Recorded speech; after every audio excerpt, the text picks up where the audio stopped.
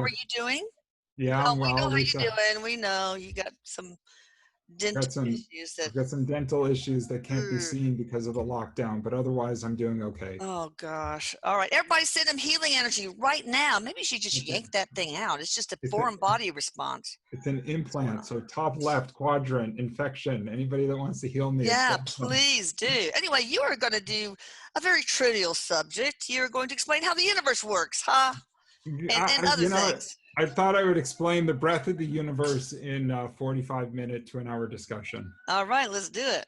What do you think? Is that realistic? Well, we can always have a part 2, 3, 4, 5, 6, 7, 8, 9, That's 10. that's right. We might need a few calls to understand the breadth of the universe. Exactly. The breadth of the universe. I've never heard of that before.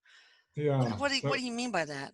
Well, and actually, it's more of a multiverse, but there are different levels of the creator, God Himself, had conceived of when He had awareness of Himself. He actually sought. This is just one belief structure, so take it for what it's worth. But he sought companionship. And how do you have companionship if If you're you the only are one. if you're the only one? And so this belief structure went forth. Edgar Casey talks a lot about, who is the sleeping psychic from about 100 years ago. Yes. But the belief structure was that the creator source created this incredible universe and then likewise created souls to venture through his creation so that the divine could experience what he had created through the eyes of an independent free will body. Mm. And then by extension, as those free will, those energies became more and more familiar through experience of what had been created, their wisdom and understanding eventually would evolve back to be equal to that of the source. Ah, yeah. And so you end up returning to source as So a it's like a breath companion. in and out, a breath out and in. Yeah, and so if you think about this, the prodigal son story in the Bible is the closest representation of it, which was this family that was well-to-do, and they had two children, and one of them desired to explore the world and asked for his inheritance early. Okay. And the parents said, okay, well, that's fine, we'll give it to you. The other son said, you know what, I'm not so adventurous, I'm going to stay closer to home. The prodigal son journeyed out, ended up losing all of his money, but returned home and said, you know, do you have shame since I've lost all that you've given me? And the parents said, on the contrary, the experience that you bring back has you returning as an equal and no longer as a child. Oh, And wow. so, and that's kind of our mission, is to go forth without any understanding, especially at the beginning, move all the way through this incredible universe with many incarnations and many planets through many different galaxies, and gain a phenomenal amount of growth and wisdom and understanding so that one day we too can return to the divine as an equal and create the companionship that he sought. Now, how does that fit in with the fact that we are whole and part of God, like a hologram, that we Yeah, already are God? so there's the divine is within all of us, like the kingdom of heaven is within us all. Right. Right. And that's entirely true. You can be just like a child can be part of a family. They can always have that remarkable bond. The child can still mature through their evolution and become more as an equal to the parent. Okay. And so the God is always within you and is within me. Sometimes the human or egotic mind makes us feel very separate from the divine Yes. Yeah. and even feel separate from each other. So very much the same way God exists within me and you, we're actually part of one collective energy. Well, we have to have that separation, that illusion of separation. And in order to be those fractals of God that are experiencing through human eyes. Exactly. Because So, with this belief of individuality, it actually puts us to the task to make good on that which we've learned and to evolve accordingly. yeah. Right? At some point in our evolution, which is actually where Erik is now, they start to blend more together. Even though they still have individual qualities, they create a social complex of many souls, and they start to become more and more cohesive. Mm. I don't want And him to totally disappear and yeah, meld he'll into a never. melting pot. Well, that's just it. It's just like a more collective community, but without ever losing its own sense of individuality. I see. Okay. So he can always leave that collective. They recognize that if they're bonded together, their ability to grow back to source is more enhanced. Okay. It's a more powerful evolution. Yeah, I remember a long time ago, it's probably in text form because it was so early on in the blog. He gives the paddle ball analogy of some sort of you can go, he can meld himself with source right now or be as individual as or anything in that spectrum along the Yeah, way. So yeah, what about and breath that's work? uh, Is that somehow, oh, go ahead. no. So that's a Yeah. really good point. We'll get to it a little bit later, but you have the concept. It's often referred to as space and time or time and space. So Mhm. you have this environment where we feel the passage of time and we feel the physical form, but we can affect incredible amounts of change. Then you have the spirit realm where you don't feel the physical form and you don't feel the passage of time. You have infinite wisdom, but you can't affect change. Oh, yeah. So it's almost like that would be that's where you come up with the experiments, but this becomes the laboratory that you apply them. Oh, yeah. So that's the chemistry classroom, and here's the chemistry lab, basically. Bingo. Okay. So Erik and others would be studying extensively about all past lives, about how the universe works, and then devising what it is that they want to accomplish. Then they choose the specific body for which they can accomplish it. They incarnate into that body, and then they see how strong their spiritual intention is to actually go forth and achieve what they set forth to do. Okay. Right. Now, breath work in and out, they talk a lot about breath work.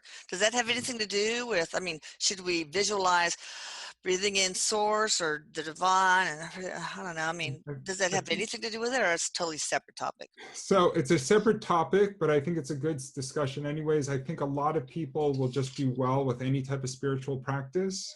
It's a matter of figuring out what that spiritual practice is for you. So, like for example, I love my daily meditation. I've done a lot of extensive breath work as well. You can get really carried away with the breath work, and it can actually make you a little like you can get high on the breath work, Oh, which yeah, you can get, yeah, you lower your CO2 level, you get tingling around your mouth and yeah, fingertips. your cold, your extremities. You can do Yeah. amazing things with breath work. But yeah, I mean, the traditional ones are things like prayer. Some people just find solace in nature. Certainly, meditation, chanting, which is remarkably powerful, which is more of an Eastern practice, which is Yeah. great. Yoga, breath work. Those are all different forms. Some people will even find that journaling and just allowing the pen to kind of carry itself across the paper, Mm. if you have that kind of talent. Those are all different spiritual tools. The real trick is to have it as a daily practice. Oh, God, that's where I fall short. You But know, I because understand that. we have time on our cell phone and time on our Oh, computer as daily practices, yeah, and most of us have work and whatever preparing foods as daily practices, but yeah, we don't have spiritual tools as daily practices. And so yeah, if you really want to start to shift a little bit more of your consciousness into a far more relaxed spiritual space, it requires that to be part of your discipline. exactly. Takes discipline. And Takes breathing, discipline. focusing on breath work, focusing on your breathing, to me, is like it's puts you in the now, Well, that's basically. yeah, and that's what a lot of yoga is, or the prana is your life force, is just Yeah, feeling it coming in and out, enhancing and enriching the body. yeah, The connection with the breath is very powerful. yeah. But everybody's different. I like to be, you can be a bit of a spiritual tourist for a while, and you just kind of like go from one ride to the next, and then you see which one really resonates with you. And then you invoke a degree of discipline and you try to make it part of your routine, see what happens. What about when you consider the chart you did for me? What would be a good spiritual practice to start out with? Well, so your chart, because it has a lot of fire. So your chart is kind of action oriented. I imagine it's going to have to be something that carries, and you're right on the Taurus cusp. I would see you potentially like hiking in nature. I could see you. Oh, that's what I love. Yes. Yeah. Yeah, I think that would be especially if you can disconnect from all the craziness of the practical Mm, world and really set yourself out to be just completely immersed in that space for hours on end without an interruption. exactly. Yeah. That's the Active trick. meditation is probably the way to Yeah, go. if you Even can if it's do that, washing dishes. And so sorting even, clothes. Yeah. well, see, and that's the interesting, so that whole mindful, which I actually don't like the expression mindfulness, because it's Oh. the idea is not to fill your mind, it's to Oh, kind of be, yeah. it's like Yeah. mind emptiness. But if you can be fully present when you're washing the dishes, and this is going to sound trivial to a lot of people, but literally feel the water washing over your hands, be conscious of its temperature, feel the soap or the suds between your fingers as you hold the sponge, to really get into the moment where, instead of just allowing yourself to be distracted by endless, Yeah. whatever it is that's all around you, but to actively be connected to the act of washing the dishes, can bring you very much present. And as you go further and further into your spiritual practice, the whole idea is to indulge and to enjoy this very moment, Yes. right? Okay. Because the human mind is going to, if it's depression oriented, it's going to constantly bring you back to the past. So a lot of water signs are going to be oriented around the emotions and events from the past. And if it's more anxiety based, it's going to be constantly carrying you into the future. Yeah. So a lot of, Apprehension about the future, about what's yeah, next. Yeah. so that's it. So anxiety is future based, depression or grief is often reverse looking. But either way, the future will never come. It will always be the present, and the past has already been complete. So your ideas are in the present to reconcile that which has passed, but to not go back into it, but rather to understand it. And then at the same time, to anticipate that which will come, but not to live out into the future, to still remain present. Right. And you have to have that element of uncertainty that can enrich our lives and open up opportunities. If you worry so much and try to control your future path, then Yeah. um, that might not necessarily be a good thing. And so that's also known as faith. Yeah, and that's so hard for so many people, just letting go. Let Yeah, go and let God, in other words. that's it. So there, everything falls, this is a simplification, but everything falls into two basic categories. Hmm. So category one is that which I can control, Hmm. and category two is that which I cannot. Yes. So anything that's within your control requires your attention, right? So the foods that you're eating and providing, taking care of your health, right? But the things that are beyond your control, right? Like, I don't know, like if you're properly socially distancing, and I know it's kind of an example for the times, and you end up getting the virus regardless of your best practices, to be in a state, or even to be in a state of pure fear and anxiety around the prospect of getting the virus when you're doing what's within your control, right? And that's why people get caught up in the media and they're watching it and they're full of fear every day. And it's actually depressing their immunity just to be carried into that fear-based space. Oh, absolutely. And Yeah. so if you look at it, you can say, okay, there are things that I can do. I can wear a mask. I can be conscientious of who I'm around. Great, pay attention to those. But beyond that, being the endless anxiety of what the human mind carries you into for no other reason than it loves to keep you completely and utterly stuck, becomes a self-defeating environment. And that ends up being the monkey mind that we have to work so hard to overcome. Yep. That's true. As Eric says, things you can't control, just put it in the fucking bucket. That's it. Well, that's it. And it's well said, Eric. I think Eric maintained that language from like his teenage years. So Oh always, yeah, but he doesn't curse as much anymore. I think he just started out doing that because he wanted to be more relatable to people who are not on spiritual paths too, instead of being one of those gurus that that says is. "Welcome, my dear one" and things like that. So Yeah, it's interesting. That's like angelic beings that bring in comedy or humor, even though it's yeah, really not part of their composition, just to make them more relatable. And then once you get yeah, to know them, they're no longer funny. yeah. Oh. All right. So how do you want to tie astrology into this so discussion about how the so universe works? yeah, so most of the people that I speak to are just everybody loves astrology, partly because people just love to hear about themselves and to understand kind of the energy that governs both their own judgment as well as their connections, like their social connections. Hmm. Every so often somebody will ask me, but how does it all work? Yeah.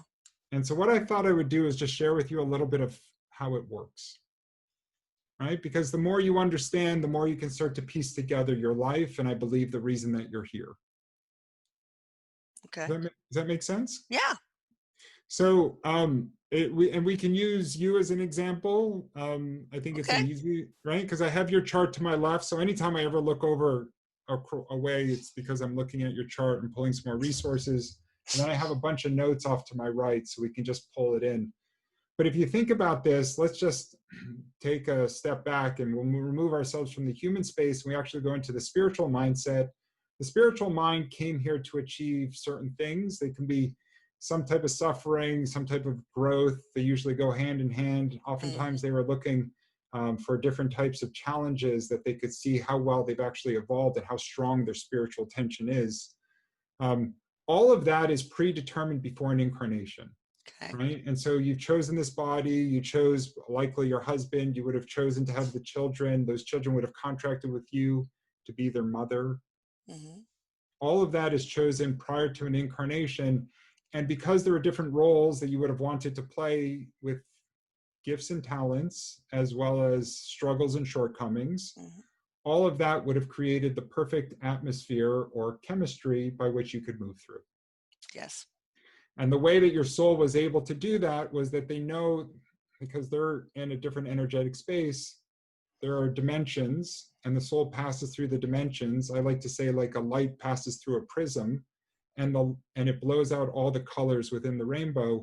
That actively is the soul moving through the different dimensions, which we see as planets, and we see as constellations or clusters of stars. But that collects all the energy that they require, so that when it infuses into you, it ends up bringing in those gifts and talents, as well as intuition and judgment and introspection. All those type of energies become part of your complex. So that's how, essentially, on a superficial level, we create our astrological chart, is Yeah, by, the in a chart is way. measuring what your soul wanted for this life. It's Right. actually measuring what was created or decided on as part of this incarnation. Okay, what about in another incarnation of mine? Would my chart be different?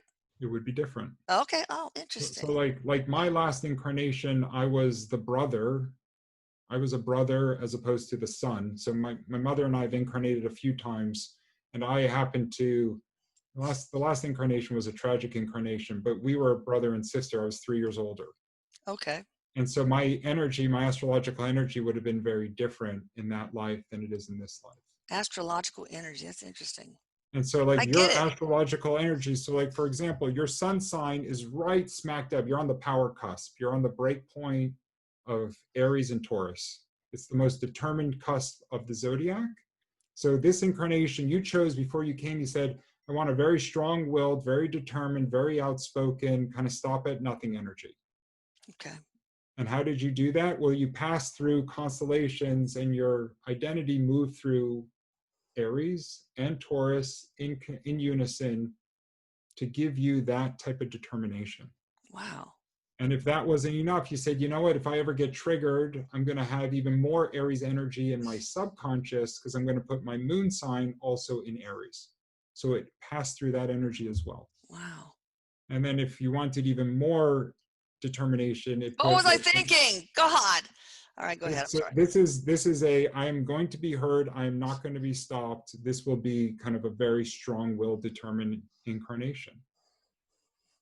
And there would be lessons in that as well. Maybe you have to learn patience. Maybe you have to learn self-sacrifice. Maybe you have to learn to be less reckless, because this kind of energy can be so phenomenally motivated that sometimes it becomes impulsive. It becomes too enthusiastic. Yeah. And so every single placement has the polarity represented, which is the good and the bad, the plus and the negative, the light and the dark. And all that those represent are two sides to the same coin. Neither one is better than the other. And So so with gifts and shortcomings all in the mix. Yeah. wrapped in one.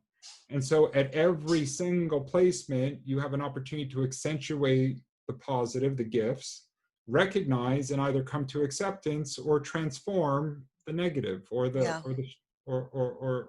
weaknesses. Yeah. And that's it. So this type of chart is with so much phenomenal, what we would call masculine or strong, determined energy, that it's the flip side that ends up requiring the harmonization or the effort, because this is so automatic to go ahead and drive things forward that you end up spending a lot of time being more gentle and patient. Yeah, exactly. And I have seen that transformation in myself over the decades too. You know, Okay. just transforming those shortcomings. Yeah. So Um, tell me how that I happened. just, well, I mean, I think it helped to have the childhood I did with all the Yeah. abuse. It helped me see the value in being gentle, loving, compassionate, and nurturing. So I sort of uh, built those up.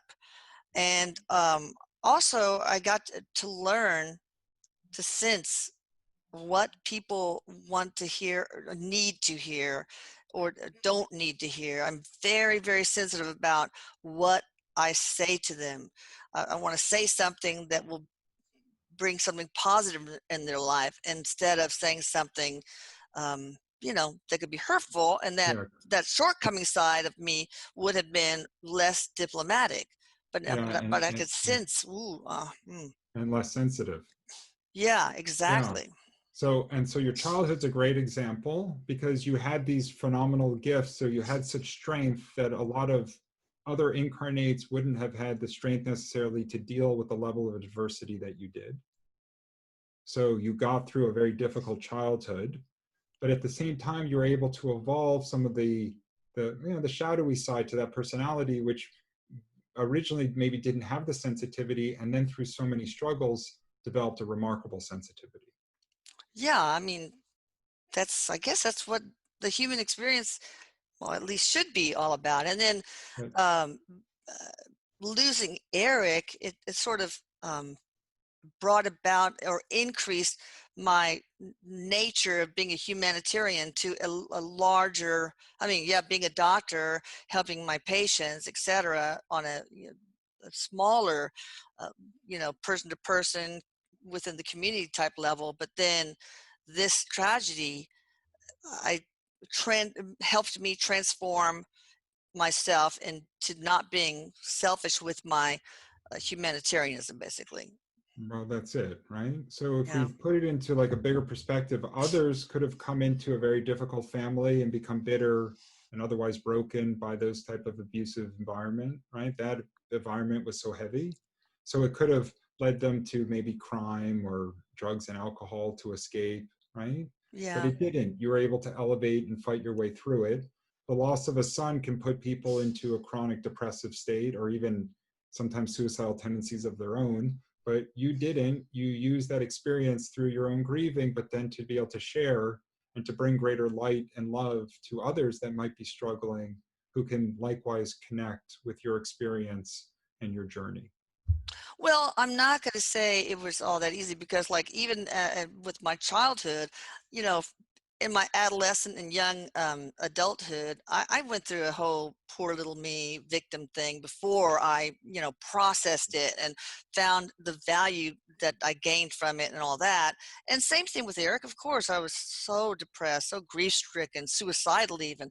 I really had to fight my way to, you know, to continue basically. Yeah. And so that's it. So I might have trivialized it a bit, but that's it. That is kind of the dynamic. It's our dominant qualities are always with us. The qualities that we have to accentuate, we kind of learn or grow into. Yeah. And then usually in between, there's a great deal of suffering that because suffering becomes this great catalyst for change. Yeah. So what I'm saying to everybody out there is, even if you went through what I went through, being a victim or, being so grief stricken to the point of having suicidal ideation, you can get over it. I mean, you don't have to get stuck there. I mean, Yeah. one of my biggest transforming moments was, I was so, this is early on, I just wanted to die. I just could not stand the grief anymore and the PTSD. But then I thought, oh God, they're going to find my body. I'm wearing Walmart panties. That's not about to happen. And so, boom, I got myself out of that way. So So, so snapped you anyway, out of it. yeah. Thank you, Yeah. Walmart. Yeah. Thank you. So Welcome, Walmart shoppers. like if we start to kind of piece it together, and this is suicide is tricky because very few suicides, like very few, are ever really planned prior to Yeah, the it's information. not part of a contract. In Eric's It's case, it was yeah, apparently. But it's so rarely part of a contract. right? And so if Eric's case it was, that would be a real exception. Most of the time, it's that the incarnation proved to be far more challenging than the Yeah. individual realized, and they, because of free will in the spirit realm, they took on a life that was just harder than they were ready for.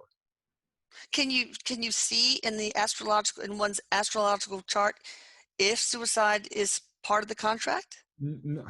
Some astrologers might claim that they can. I can't. Okay. I can see the breadth or the depths of the inner conflict, which Ah, would typically lead to the potential suicide. okay. So like your chart has, my chart is inner conflict, your chart has some inner conflict, but Eric's chart pushes it way out, meaning like the level of inner conflict, there would have been a heaviness pervasive within his life right from the beginning. Oh, poor baby. Yeah, and so he would have chosen a very difficult incarnation. The most remarkable thing is that those that have the heaviest um, life plan are then likewise in a position to elevate to the greatest level of consciousness should they manage to get through it.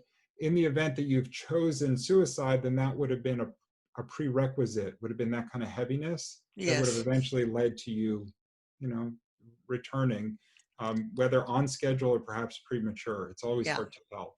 Yeah. No, he was supposed to wait a little longer, like a few years longer, so he So, could be in his own apartment and we wouldn't find, him. But he so couldn't stand what, it. but are you under the belief that his suicide was with the intention of you growing through it, or was I it don't for? know. It may be many things.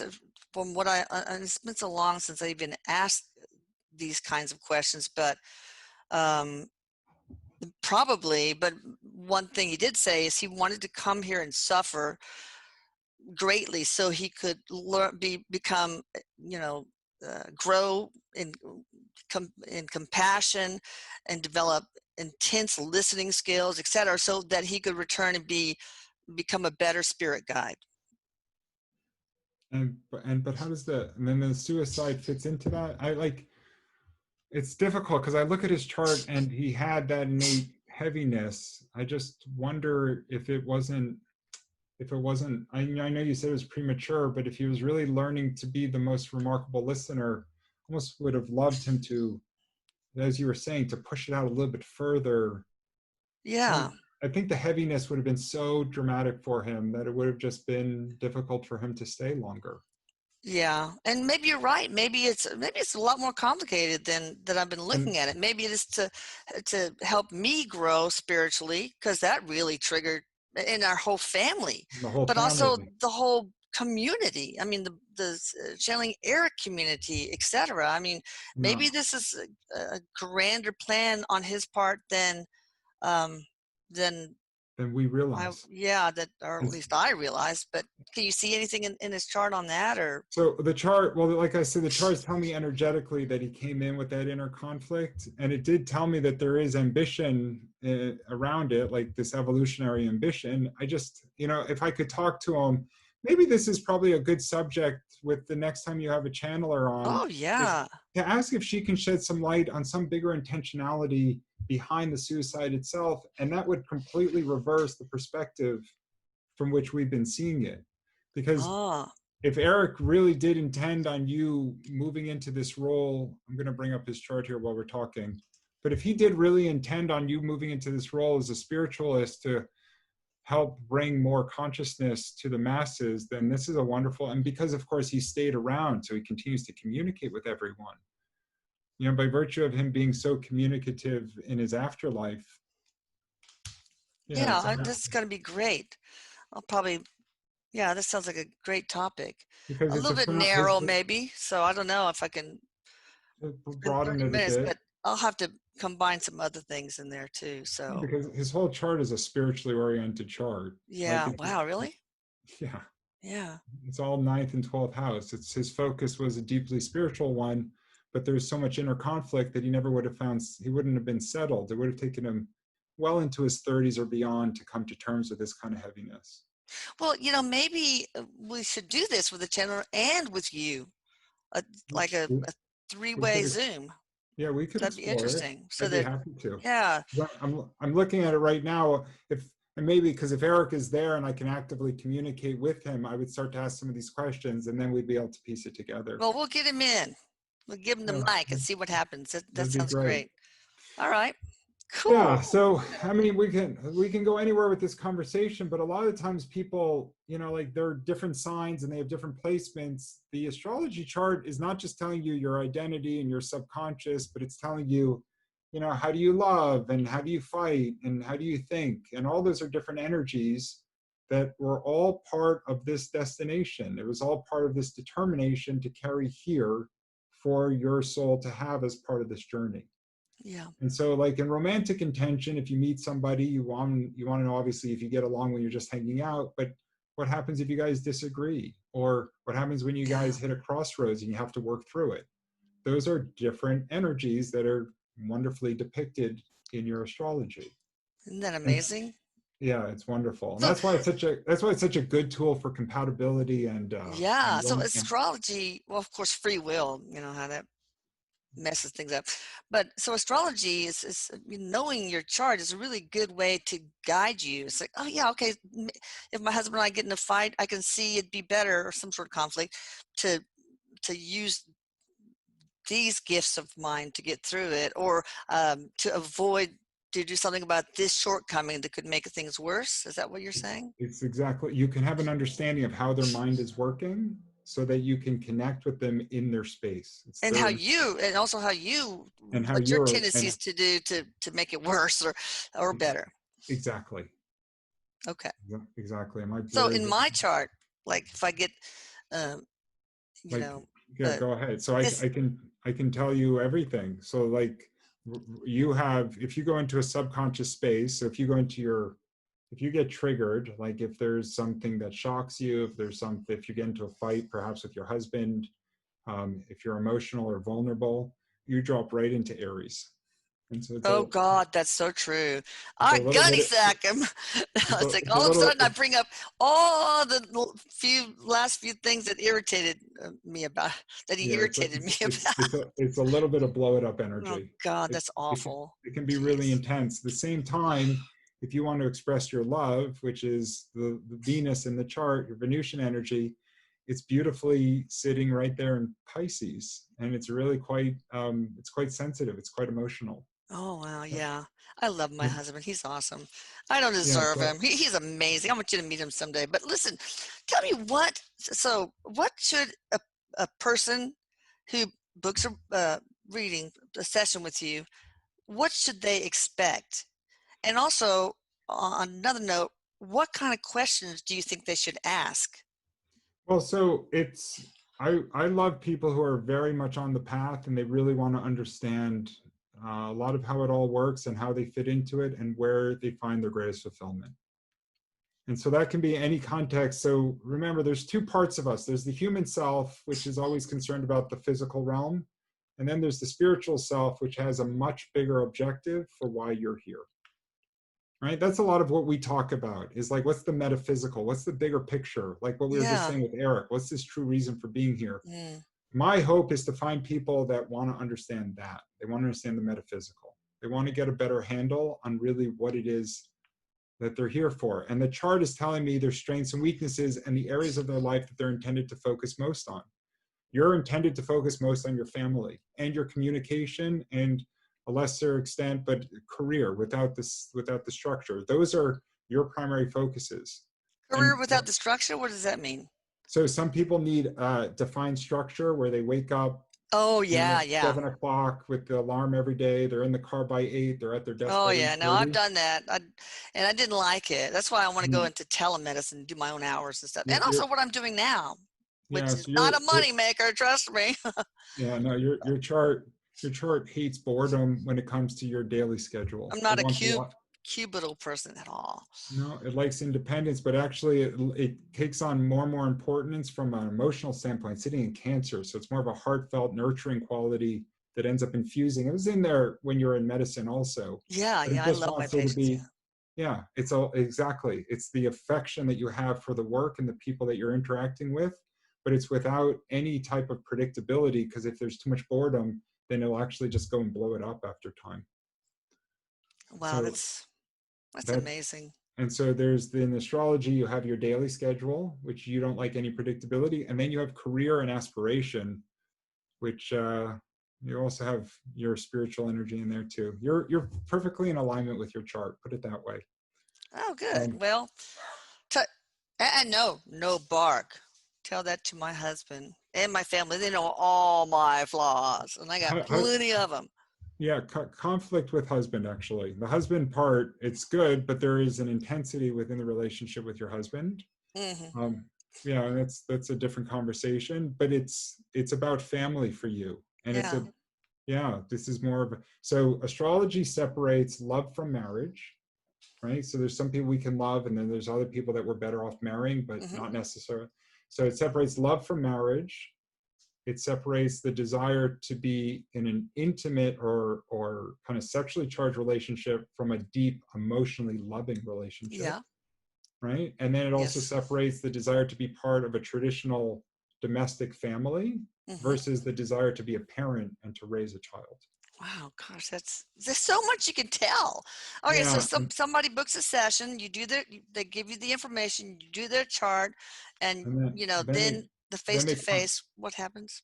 and they come to me, and I'll have a few examples going up on the website because about a third to half of the people that I speak to, they leave me with the Zoom recording so that we can share it. Some people want it to be kept private. It's Mm-hmm. entirely up to them.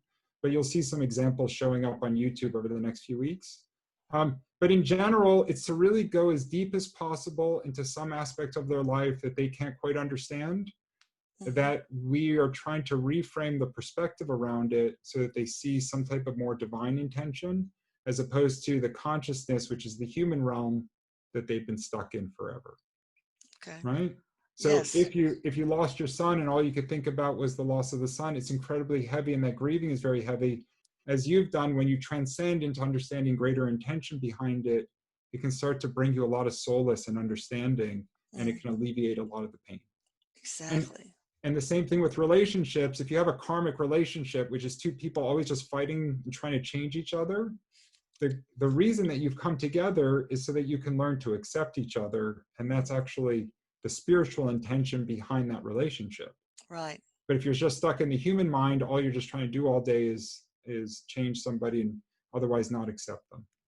Yeah. Um, so you start to reorient virtually every aspect of your life, even financial matters. People that are completely consumed with money matters. It oftentimes, if it creates anxiety or if it has them excessively consuming what they don't need, so they're working more than they have to, so they can buy things that they Yeah. don't need, so they can find themselves more unfulfilled until they buy something else. Okay. Yeah. That all becomes a brilliant example for growth from Mm. a spiritual standpoint. Well, can you look at two people's charts and see what sort of contract, I mean, why they are together, if it's just to bring forth a particular child, if it's to uh, Yeah, help each other grow karmically, or exactly. So you can overlay the charts and it will tell you the energy that brings them together. wow, that's so So, fascinating. so some charts come together and it's very clear that they're intended for marriage. Other Yeah. charts come together and it's intended for relationships. Yeah. Sometimes you get charts where one person has a very spender mindset and the other person's a terrible saver, and it creates huge money Oh conflict. God. Yeah. Yeah, so you can see all of that. But so, and just to be clear, like Hollywood paints this picture that you meet somebody and you fall in love, and you've got this incredible, beautiful, intimate relationship that then leads to marriage, that then leads to deep emotional love and the desire to have children, right? From Right. an astrological standpoint, to have alignment on each of those different houses in the zodiac is virtually statistically impossible. Yeah. So you got to work on it, and that's why we That, have relationships, right? For the spiritual work that we need that's to do. it. Because Yeah. you can't find somebody that's also a perfect partner, who wants to be a parent with you, who wants to be in a traditional family, who's both sexually charged and deeply loving at the same time. Yeah. It's, oh my goodness. That's, Something ends up getting compromised in that equation. It's yeah. just a matter of you coming to terms with what it is and then moving into a state of understanding or transforming so that you can be okay with it. Or if it's not working, you can let it go. So what is your YouTube channel? You Is can it just up yet? use my name or go to the website. They'll find it. It Oh, links you through. have to also embed it in your website. All There's right. a link there. But Okay. a lot of the time people are just asking me questions. So the first like 20, 30 videos were just very casual. I finally have somebody who's amazing and he's just gonna, I'm not the technologist. Like I love these conversations. I just don't like the management of it Oh afterwards. God, yeah, I know. So he's taking care of it. And so we finally have, like, I'm happy to have somebody Good. like that on board that can just, so yes, but it's just my full name. And you'll see, we're calling it the Beautiful Soul series, where we're literally just taking Oh, some of these conversations that people have had their various struggles, or sometimes they're just in a beautiful space, but it all intertwines the astrology to move them into a greater understanding. I think that is amazing. You guys, I think everybody should, even couples included, etc.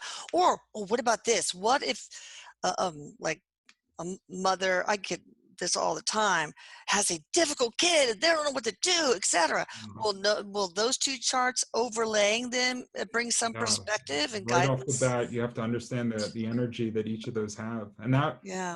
I spoke to a woman recently. It's beautiful, beautiful woman who had trouble. Her son didn't feel like he could really talk to her, and so her style of communication just did not resonate with. They had an incredible bond, like they felt very close, but their communication never. It didn't quite develop. And with a little bit of greater understanding of how his intellect was working, she could have changed some of the language to communicate more effectively with him. Oh, interesting. Wow.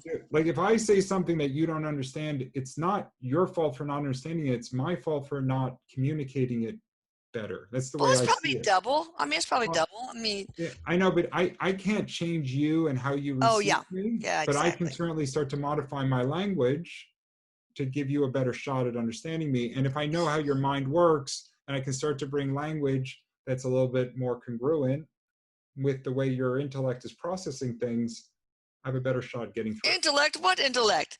No, but also if somebody is coming So, at you with some insult, I mean, but so it would be my job as a receiver to try to figure out what their intent is, and their intent is almost always benevolent. I mean, it's not evil or anything like that. yeah. So well, the more somebody's critical, oftentimes it refers to their own inner conflict and struggles. So Yes. you can have compassion almost right off the bat. Yeah. Right. But as soon as somebody comes to me with criticism, the first thing I ask is, well, is it true? Like, is there truth to this criticism? I don't want my human self to get in the way and go defensive on it. Yeah. I want my true self to say, is there truth to the complaint or to the criticism? And if it is true, then I say, okay, Alan, what do you want to do with it? They have a very valid point, Yeah. right? The egotic self will get defensive, will become combative, will go and criticize them in return. But the spiritual self is looking for opportunities to grow. And so if somebody brings you an opportunity to grow because they've given you insight that you haven't been able to see on your own, the most beautiful response is, thank you for sharing. Yeah. And that takes slowing down a It little takes bit. slowing down, and It's just slowing take down, not knee-jerk reactions. No. exactly, because you have that impulsive, defensive human mind, and then you have kind of the true self that wants to settle into it. Yeah, that's my Aries. The trouble with my Aries part. Well, and that, so you have that Slowing Aries down. intellect and you Yeah. have that Aries subconscious. So if somebody comes to you with a criticism, or somebody comes to you and you're otherwise not connecting, like there's this impulsivity that needs to constantly be going and stimulating. Yeah, and I really have to, I practice a lot, just slowing down and taking a breath. And that's what you were saying earlier. So if you can spend quality time in nature, if you can spend time in meditation, if you can start to minimize the distractions in your space, all those are different things that you can do to allow that hyper vigilant, active monkey mind to just find a little bit of stillness. There we go. And that's good for everybody to know. Anything else you want to share before we close? Yeah, no, just that it's a long journey, and that, it's a lot of love that we wrap in these discussions, and then it's a lot of love that really we need for ourselves. Like it's very Yeah. easy to live in a state of fear and tension and anxiety, but that ultimately, with the counterweight being love, which is loving intention, it really does make a difference if you can turn off kind of the noise from time to time and just find somebody you really care about and being fully present and just hugging them and holding them as a daily practice. Yeah. And I know it kind of sounds a little bit silly, but I didn't realize this until I realized it, how much of that was missing in my life. Yeah. And it's just incredibly important that we prioritize the most simplistic of daily activities. Like, it really is. It makes a huge difference when you can Yeah. look forward. Hugs are, oh my God, well, we can't do it now. I guess the hugs are on the way out. Yeah, well, you But can no, do it. You hugging can do is it. You can really, do it in the home. Like, yeah. But hugs are, there was one guy that did an experiment. He was the hug guy. He went all over the world hugging complete strangers. Or the yeah. one Italian YouTube in Italy where free hugs and people were like, no, God, no. But And then so, it transformed. People came up to us and hugging, and it's like, it was just an amazing transformation in the crowd. and I will leave you with this last thought. So the hug is the action, right? You have to look at the intention behind it, right? Mm, Like, what is yeah, it that you intend? So if somebody set up like a hidden camera because they want to get 1 million views on YouTube and that's why they're hugging strangers, yeah, then their intention is self-serving, yeah. right? So it's a disingenuous action if the intention is not It can authentic. be both, I guess. So it's still a nice act. So think of it this way. Let's say there's a new children's hospital that just opened up in your area. Yeah. And let's say you had a property developer who went down there with $1 million check and he said, I'm going to donate this money because he knew that he would get a lot of attention for doing it and Oh, that that would help his business. yeah, So you say, okay, it's still an act of charity, which is nice, but his intention is self-promotion yeah, and his feelings or his emotion is greed, or it's yeah, self-serving. yeah. Think about the scenario B, which is somebody who just anonymously donates Yes. $1 million. And they Yeah. do it because they genuinely want to alleviate the suffering of sick and ailing children. Yeah. When I And so, homeschooled my kids, one of the projects I had them do was to send anonymous letters of gratitude to people like the firemen or just anybody, and just all sorts of anonymous random acts of kindness, yeah, and they and saw the power in those. So one more yeah, question I have before we go, though. Oh, sure. do you want to say something? I did want to say, so it's very easy for us to judge the action, but what's really important if we want to be in alignment with our vibrational energy, which is ourself, Yes. Yeah. is to say not just what's my action. So a hug is a good example. If you're just doing it like a road exercise because you're just like, oh, my Oh, mom yeah. wants a Yeah. hug. So it's what's the intention, which is I want to feel an actual connection with the person around me. So that's the intentionality. And then what's the feeling or the emotion? If you can bring those three in harmony, then that's when you're really in alignment. That's powerful. And sometimes it takes lingering in that hug, you know? Some people are like, Yeah. oh, Or awkward, awkward. I got to yeah. release.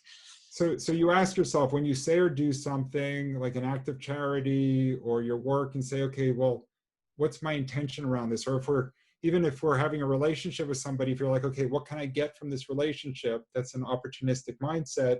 So if you're spending time with somebody, but it's really because you want to get something, it might not be it might not be authentic, Right, right? right. So you want to just be as honest and as clean as possible to make sure that Yes. your actions, your intentions, and your feelings are all perfectly And aligned. that takes a lot of But pure emotional honesty with yourself. And that takes vulnerability. And for some reason, well, a lot of people think that's scary, like to apologize and things, but it's such a position of power to be bingo. vulnerable. And so what we were talking about earlier, is actually it's nice how the conversation pulled together. So what we were talking about earlier is that every sign has its positive and its negative, its good and its bad qualities. Hmm. If the sign is introspective enough to pull their actions, their intention, and their emotions into alignment, then they're going to naturally start to gravitate to their strongest, their most beautiful qualities. Oh, that's Okay? nice. If they're out of alignment with it, it gives an opportunity or an opening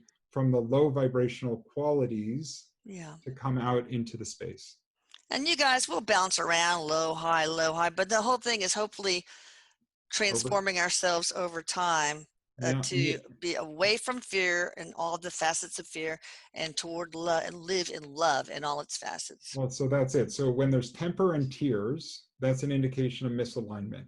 So Mm, temper being you're short-tempered or you're aggressive, tears being that there's just sadness. mm, So that's how you know you're moving away. That's the prodigal son leaving the home and going further and further from the source. mm. When you actually start to come back, you know it because there is, well, it's love, compassion, understanding. It's these high vibrational energies that then become part of your space on a regular basis. Okay. So even when you have a really awful tooth issue Oh, and maybe you're not communicating as well as you like to, you can still have some joy in your life knowing that this too shall pass, and you continue to this move. tooth shall pass. This tooth shall pass. And you can look forward to better days when we can go to our dentist without his fear of getting a virus and having his office closed. I know. All right. So last question. Um, can you tell in a person's chart, so many people are self-loathing, how to Yeah. guide themselves to self-love?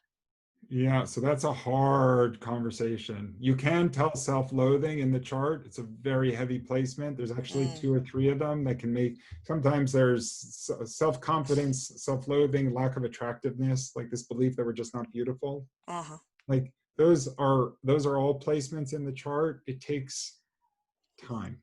Of Yeah. all the things that we've been talking about, that one, the image of self, the understanding of self, the acceptance of self, it takes a long time to start reorienting the belief structure.